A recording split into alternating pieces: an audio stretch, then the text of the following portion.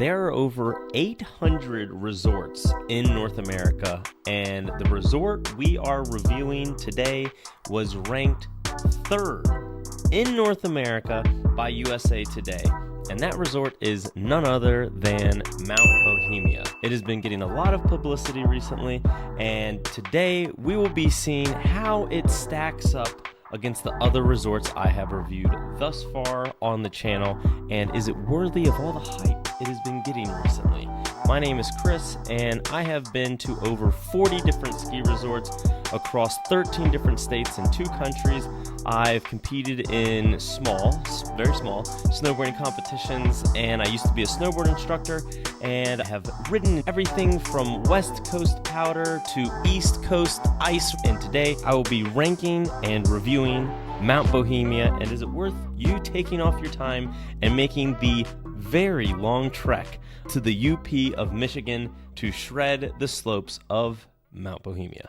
This is a resort I've been going to for multiple seasons now, so I do feel like I have a pretty good understanding of the resort. It's a completely ungroomed resort, meaning that they don't maintain it at all. It's just all backcountry, untamed, untouched. Now, thankfully, it's not like, true West Coast riding where you have risks of avalanche. Since this is just in Michigan, the peaks aren't big enough, the snow's not deep enough, so no real risk of avalanches that I've ever heard of up there. But it is completely untouched, ungroomed, and untamed. And so you just take a chairlift to the top of a basically big mountain or big hill, small mountain, and they just drop you off the top, and you just find your way to the bottom. So a couple mountain stats for you. The elevation of Mount Bohemia is 1,465 feet. They have 111 runs.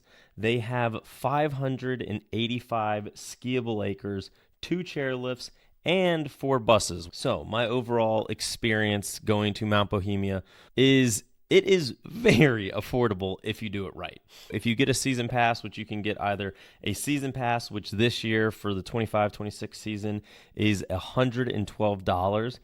That's like as cheap as it gets. You can even get a lifetime pass, which is 75 seasons that they'll let you ride there if you're able to shred that long for $1,500. So for the rest of your life, you can have a season pass to this place for $1,500, which is pretty incredible. Along with the season pass, not only do you get access to ride any day of the week, no blackout dates, you also get access to their spa, which is probably one of the best parts of the resort. You also get access to over 50 other resorts for a day pass. So it's almost like a mini Indy Pass situation that you get with this resort's pass. Now, all the resorts you get day access to are very tiny. I've never ridden at any of those other resorts, so that's something I plan to do soon. There's 50 other random little resorts you get to check out as well if you get the season pass. You get one-day passes to each of them. Now, unfortunately, this resort is not on any of the major passes, that being Indy, Epic, or Icon, which, once again, good because that means the resort's going to be a lot quieter. Bad because if you get one of those passes, this is not going to be one that you're going to be able to visit if you're looking to stick to resorts those passes access. But for a lift ticket this season of $112, it doesn't get much better. As long as you make one weekend trip out of it, you're going to make your money's worth. From an affordability standpoint, it definitely checks that box. In addition to that, housing here is also very affordable. I've done 4 different types of housing when I've visited Mount Bohemia. The first one is I stayed in a hotel in Hancock, about an hour away from the resort, so that is a hike, where we stayed in a hotel for very cheap, and then we would just drive up to the mountain and then drive back. You're there in Hancock, which has restaurants, places to eat, shop, grab coffee. It's not a big town by any means, but there is stuff to do. Once you get out to the resort, there's nothing. There's not a restaurant in sight. There's not a grocery store in sight. You are driving to try and find any civilization because it is extremely remote. So that was the first place I've stayed for housing, which was great from being able to have restaurants and bars and food once I'm done riding, but it was a hike to get there and back. The other thing I've done is car camping. That was a grind. This place is extremely cold during the winter, and I was there during a snowstorm, and car camping in a blizzard, it was pretty intense because you get done riding for the day, and it wasn't like I have some cool souped up Sprinter van or anything like that. I literally was just sleeping. Me and my buddy both drove up there separately, and we were just straight up sleeping in our cars. I've also stayed at the lakeshore cabins, which were nice. You do have to drive to the slopes, but it's only a 5-minute drive, so it's really not bad at all. And they were nice cabins, but the best by far bang for its buck when I've done Mount Bohemia trips is staying in the trailside cabins. These are little duplex cabins right on the slopes, so you can ski in, ski out. When I did it last season, it was under $100 per night, and it came with dinner. Now, there's no TV in it. There's no kitchen. There is a microwave, but besides a microwave, a sink, a shower, and 2 bunk beds, there's nothing else. Like that, it is very, very bare bones. Now, it's nice. It's cute. It's a good little spot to, if you're just going there to shred and sleep, which is exactly what me and my buddy were doing. It was great. But I mean, we were sharing a wall with another cabin, which was, a bunch of college kids getting after it every single night, which did not bother me at all. But if you're somebody that maybe that would annoy, just keep that in mind. You were just sharing a wall, and they're tiny, tiny, tiny little cabins. Like, I can't imagine the part that we were staying in was much more than 200 square feet. These things were very small. And so when next door they're partying until 2 a.m., once again, did not bother me at all.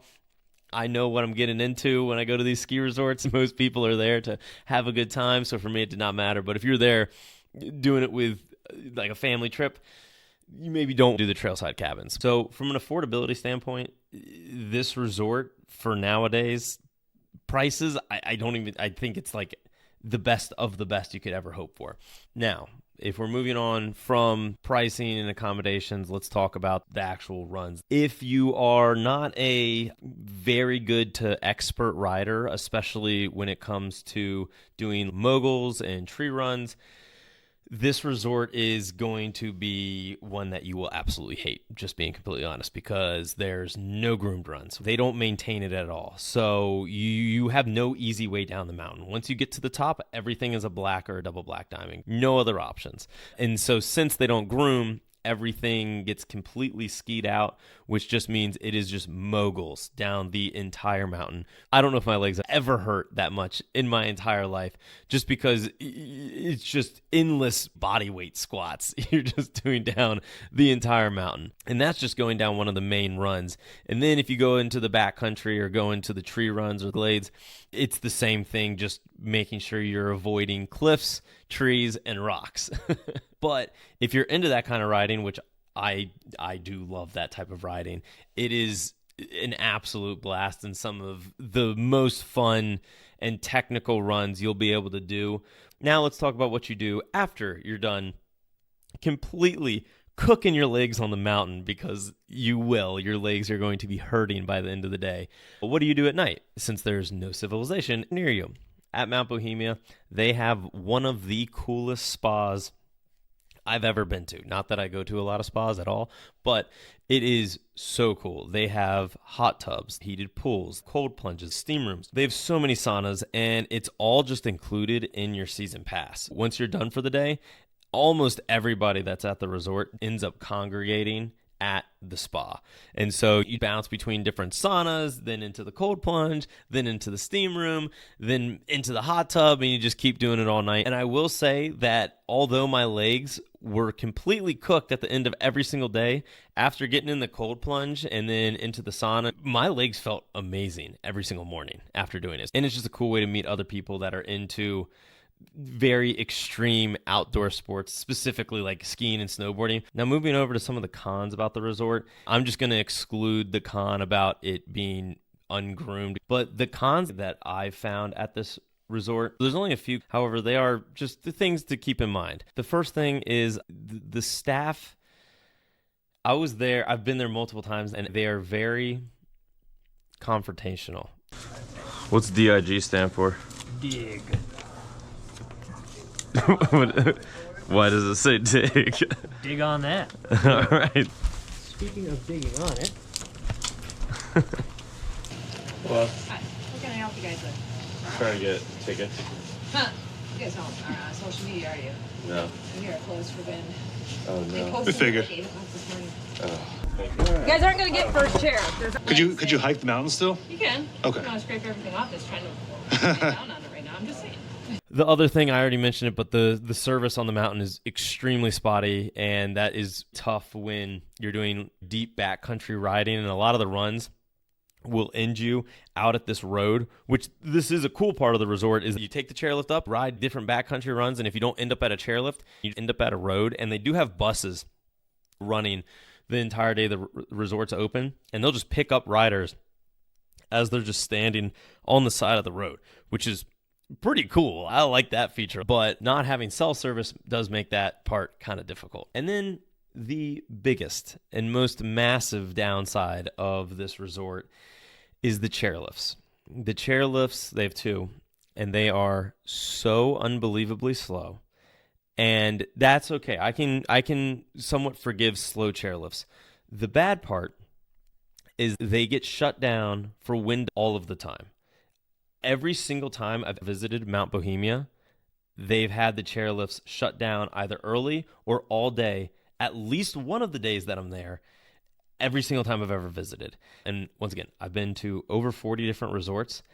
I've never been to another resort ever, that's ever shut down their lifts due to wind. And I've gone in a lot of crazy conditions. I've been the only other time ever I've been at a resort where they shut down the lifts was when I was in Canada and the weather was below negative 30 Fahrenheit. Other than that one time, I've never, ever been at a resort that shuts down their lifts, and this resort shuts down their lifts all of the time. It is extremely frustrating. So that is the massive gamble you take by planning a trip to Mount Bohemia. It's such a sick resort if they would just have a working lift. I don't even need it to be fast. Just a lift that will take me to the top of the mountain so that I can ride in a powder day. And what they do to accommodate you if the lifts don't run that day, or I shouldn't say accommodate you, but kind of like their solution to that is they have a mountain on the other side. If you don't want to hike all the way up the mountain, there's a parking lot, Mount Bohemia, and on the other side of the parking lot, there's a resort called Little Boho. It's just like, it's just the other side of the mountain.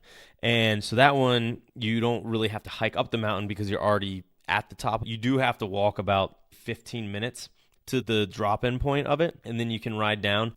It's a 3 to 5 minute ride down, and then they have a bus to pick people up at the bottom and drop you back off at the top. Then you have that 10 to 15 minute walk in, drop in, and ride.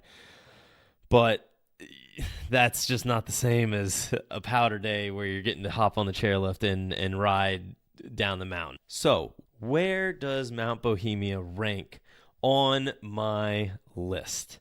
I'm doing a regional ranking from F to S tier and a worldwide ranking from F to S tier. This would be considered a Midwest resort in the Upper Peninsula of Michigan. So where does this resort rank in the Midwest? Well, Mount Bohemia would rank in the Midwest, although I know I just gave a few very big cons, like a chairlift not running. I would still put this in absolutely no questions about it, S tier. This is about as good as you could ever hope for in the Midwest. I mean, it is just, once again, from the runs, as long as you like backcountry riding, which I do. But the runs are so cool, so unique. The spa at the end of the night is fun, getting to meet other people. The affordability of it, and just how beautiful it is, just being out in nature, overlooking Lake Superior. It doesn't get much prettier than this. So definitely, without a doubt, if you're in the Midwest area, absolutely worth making the trek out to Mount Bohemia. Now, where would I list this resort worldwide? I would put this as an A. So not quite S. It is absolutely worth every time I drive out there, even though it's almost a 20-hour drive, as long as the chairlifts are running. I don't regret it one bit. That is a big risk, a big gamble that the lifts might not be open. And honestly, if they got a working lift, this would be easily an S tier category and worth, without a doubt, planning a trip, flying out to Chicago and driving up there 100%. But because their chairlifts don't run very frequently, it makes it so that I would not recommend planning too far of a vacation to come. So if they ever fix that, easily this would become an S tier worldwide resort. But until that day happens, we're putting it as an A tier, which is still great. I mean, I 100% recommend coming here if you're within a moderately close distance and can just stomach the potential risk of not being able to ride on a perfect powder day. So I hope you enjoyed this review of Mount Bohemia. Comment below which resorts I should go check out next and do a full ranking and review of. If you like this shirt, it says work from home day, and it's got a dinosaur doing a little work on the chairlift. If you like this shirt and you want to potentially get one for free from me, all you need to do is subscribe to the channel, leave a comment about anything on this video, take a screenshot of it, slide into my DMs on Instagram, and I'll pick one person every video I drop and send them free gear. And with that said, peace out. And if you like this video, you might like these videos as well.